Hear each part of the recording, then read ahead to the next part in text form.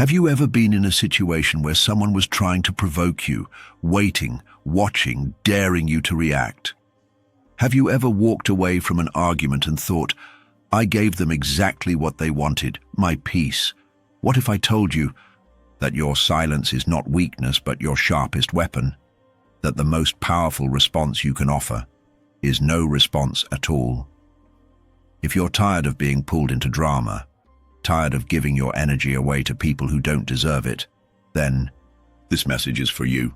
Before we begin, consider subscribing.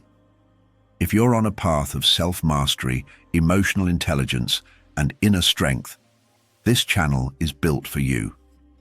Now let's explore how silence, when used wisely, can completely shift the balance of power in your life. 1. The strategy of saying nothing. Silence is not retreat, it's redirection. In the moments where chaos erupts, the one who says less often sees more. In a world addicted to noise, commentary, and instant response, silence is often mistaken for weakness. But it's precisely this misinterpretation that gives silence its power. When everything in the environment is screaming for reaction, to remain silent is to resist manipulation. It's a pivot, a recalibration of the moment. Instead of fueling the fire with more words, silence extinguishes the oxygen feeding it. It redirects the energy from outward confrontation to inward control. When tension rises, most people instinctively fight to be heard. But the wise, they pause, they observe, they calculate. In heated arguments, debates, or confrontations, the asadi reflex is to defend, to attack, to assert. This is a survival impulse baked deep into human psychology. But wisdom intervenes before impulse takes over. The wise individual doesn't aim to win a verbal exchange. They aim to win clarity. By saying nothing, they buy time to assess the true stakes of the interaction. They can read body language, observe contradictions, and notice subtleties in tone. Each moment of silence is a strategic delay, allowing for the truth to rise through the chaos. Why? Because silence forces others to fill the space, and in doing so, they often reveal more than they intended. Most people are deeply uncomfortable with silence. In conversation, silence feels like a vacuum, and nature and people hate a vacuum. So they speak to fill it. They clarify, over-explain, ramble. And in doing so, they may expose insecurities, lies, or unintended truths. This phenomenon gives the silent person an informational advantage. It's a psychological judo. You let their momentum throw them off balance. Your refusal to engage doesn't just de-escalate the situation, it confuses the aggressor. They expected a fight. You gave them a void. And that void, it becomes a mirror reflecting their own behavior back at them. Silence holds up a spotlight to their aggression without you needing to say a word. Instead of locking into a power struggle, you sidestep it completely, leaving them arguing with the empty space you left behind. This disturbs their rhythm. It shows them that you're not easily baited, not easily pulled into drama, and not giving away your power freely. This is not just social instinct, it's tactical. The less you say in a high-stakes interaction, the more control you hold. Words can become liabilities in moments of pressure. They can be twisted, misquoted, or regretted. But silence, it's clean, it's unarguable. It creates psychological distance and forces the other party to question their own assumptions. In high-stress environments, whether it's business negotiations, personal conflicts, or public scrutiny, silence becomes a form of armor. It says, I'm unmoved and I'm watching. And in that watching, you gain more insight, more leverage, and more peace. 2. Stoicism, where this wisdom begins. The roots of this strategy stretch back thousands of years to the Stoics. Long before modern psychology codified emotional intelligence, The Stoics were crafting a philosophy built on internal mastery. They knew that you could not control other people, only your response to them. And so they designed a life framework that revolved around self-possession, reason, and virtue. Silence, in this context, was not passive. It was an active discipline, a form of resistance to being emotionally hijacked by others. Zeno, Epictetus, Marcus Aurelius, these thinkers didn't just preach discipline, they practiced it in the fire of daily trials. Zeno taught in the Stoa, a public colonnade, where he welcomed all perspectives, yet responded with philosophical calm. Epictetus, a former slave-turned-teacher, spoke often of endurance and the importance of not reacting to insults. Marcus Aurelius, emperor of Rome, governed a vast and turbulent empire, and still managed to write meditations that reflect restraint, introspection, and clarity. For these men, silence was not avoidance. It was self-governance in motion. Stoicism teaches that your response is your responsibility, that emotional detachment, not repression, leads to clarity. Detachment here doesn't mean apathy, it means perspective. You acknowledge the emotion without being owned by it. You hear the insult without accepting its sting.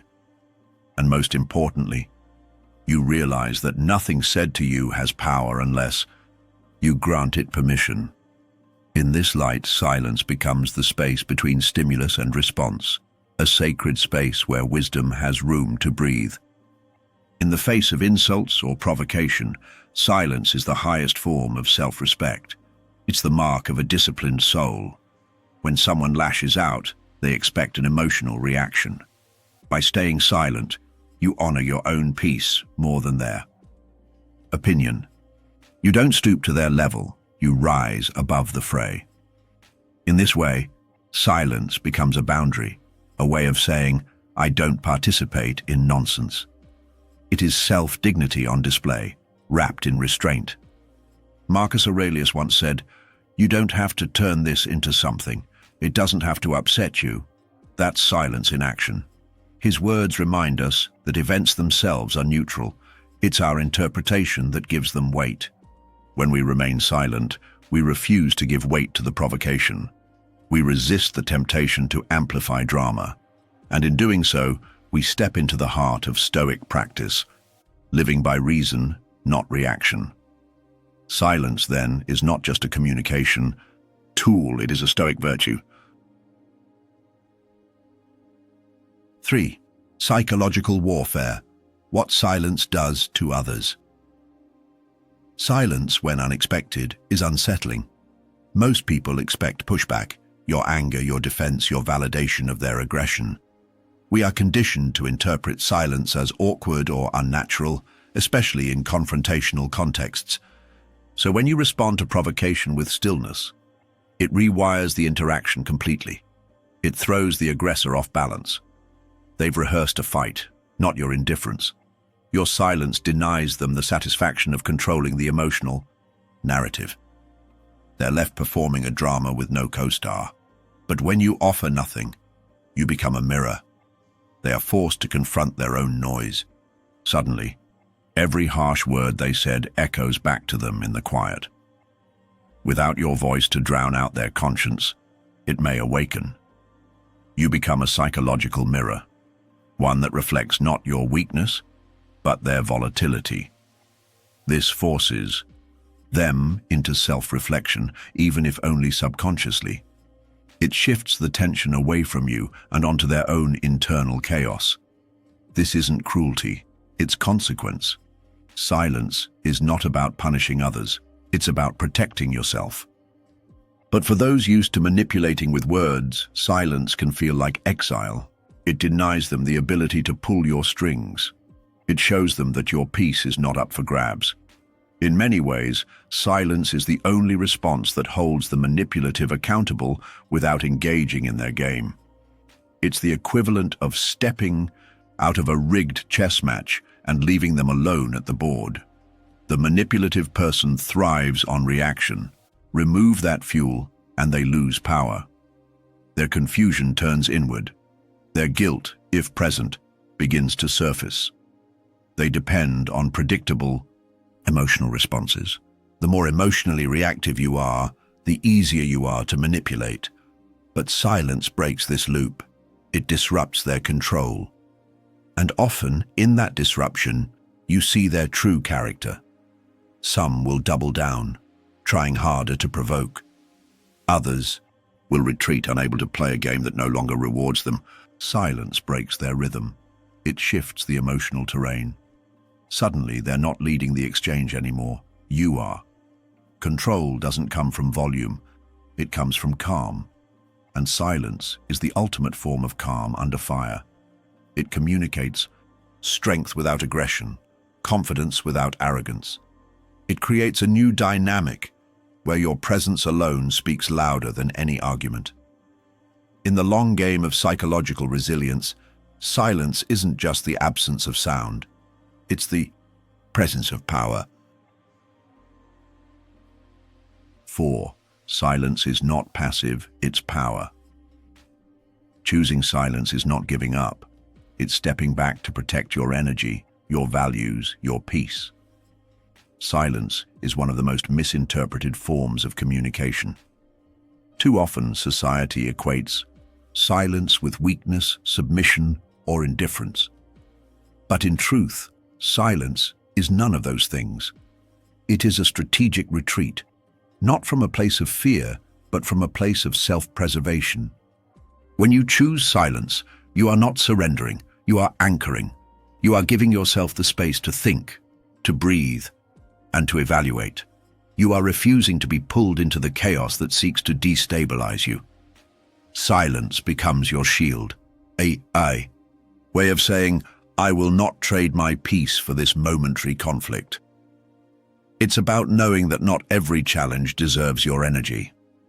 Some people bait you just to drain you. In those moments, silence is the conscious decision to value your time, your heart, your mental clarity above someone else's demand for attention.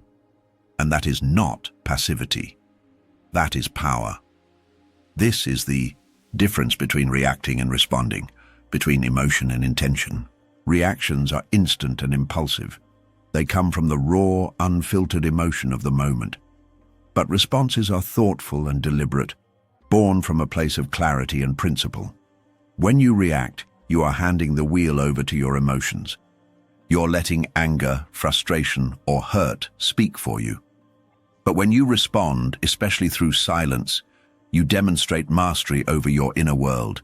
You say, I will not let this moment define me. I choose who I am in this. Silence provides that pause, the sacred space between stimulus and response. It gives you a window to ask, is this worth it? Does this align with my values? Will I still be proud of this reaction tomorrow? In that way, silence transforms from an absence of speech to the presence of wisdom. It allows you to remain rooted in your center, no matter how chaotic the world around you becomes. Silence doesn't mean you have nothing to say. It means you choose when and how to speak, if at all. There is a sharp difference between being silent and being silenced. True silence is chosen, not imposed. It is not an indication of ignorance, incompetence, or passivity. It is discretion. When you stay silent, you are not withholding your thoughts because you don't have them. You are doing so because you are waiting for the right time, the right setting, and the right purpose. You're not silenced. You're simply not performing. There is dignity in restraint. There is grace in saying nothing when words would do more harm than good. Sometimes the highest form of intelligence is knowing when to speak and when to keep your peace. You are not required to explain yourself to everyone. Silence can be your way of saying, I know my truth, and I don't need to prove it to you. Your silence says, I am not here to play your game. It affirms your boundaries without saying a word. In a world addicted to reaction, silence is subversive. It breaks the pattern. It throws off the script others expect from you. When someone is trying to provoke you, they usually have a script in mind. you'll get defensive, lash out, or fall apart. But when you remain calm and quiet, you refuse to dance to their rhythm. Silence is a boundary in itself, a non-verbal way of saying, well, you don't get to pull me into your drama. It removes their leverage. You're not cold, you're composed, you're not indifferent, you're discerning. Boundaries don't always need to be screamed. Sometimes the most powerful boundary is the one delivered in silence, with a look, with an absence, with a pause that says, "You've reached the limit of my tolerance, and I have nothing further to give." This is emotional sovereignty. It's the refusal to be manipulated. It's control reclaimed. To remain silent when your ego is burning to retaliate is one of the highest forms of self-control. That is emotional sovereignty. It means you no longer hand over your emotional state to other people. You don't let their behavior dictate your peace. You don't allow manipulation to twist your sense of reality. This is the ultimate power, inner authority.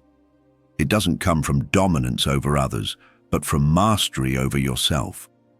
When you choose silence in the face of provocation, you're reclaiming the throne of your own mind. You're saying, I govern myself. I choose what I feed, what I fight, what I engage with. That is control, not as repression, but as liberation. You are no longer a puppet to the external world. You are the anchor of your own. 5. When to use it. Practical power moves. Use silence when gossip surrounds you. Don't defend, don't explain, just rise. Gossip is a trap, a pit disguised as conversation. It's rarely about truth and almost always about control over narrative, over reputation, over perception. The moment you participate, you legitimize it. The moment you defend yourself, you confirm that their words hold power. But when you remain silent, you disrupt the cycle. You choose to live above the noise. You let your integrity do the talking. Over time, people will notice that you don't respond to slander. You transcend it, and that is a power few possess. Let them talk, let them wonder, let them fill in the blanks with speculation. You are not obligated to clear up every misconception or fight every whisper. Silence in these moments becomes both a shield and a sword. You protect your peace, and you pierce the shallowness of their intentions. Because in truth, those who know you don't need an explanation. And those who believe gossip weren't really with you to begin with. Use it when provoked. Don't argue back. Don't validate their energy. Let your presence speak louder than your words. Arguments are often not about truth. They are about power. And when someone provokes you, they're not always looking for understanding. Sometimes they're just looking for a reaction. Your anger becomes their fuel. Your engagement becomes their stage. But when you respond with silence, you deny them both. You refuse to match their chaos with your calm. You strip away their control by not playing their game. Silence becomes a mirror, one that reflects their aggression back to them. It forces them to face their own noise without your participation. And in that stillness, your presence becomes louder than any insult. You are not avoiding the conflict, you are mastering it. You are choosing to remain rooted while the storm rages. You say with your silence, I have nothing to prove to you. That is not retreat, it's unshakable self-possession. Use it when someone crosses a line. Set a boundary, then go quiet. They will hear it in the stillness. Words are useful for setting boundaries, but silence reinforces them. After you've spoken your limit, the most powerful follow-up is absence. You've said what needed to be said, now let the silence do the rest. No pleading, no chasing, no reiterating, just a pause that echoes louder than any argument. When someone violates your space, your respect, or your worth, you don't have to keep explaining yourself. You owe no further elaboration. Your silence becomes the sound of consequence. It tells them, you crossed a line, and I no longer need to be here. That quiet aftermath is where accountability begins.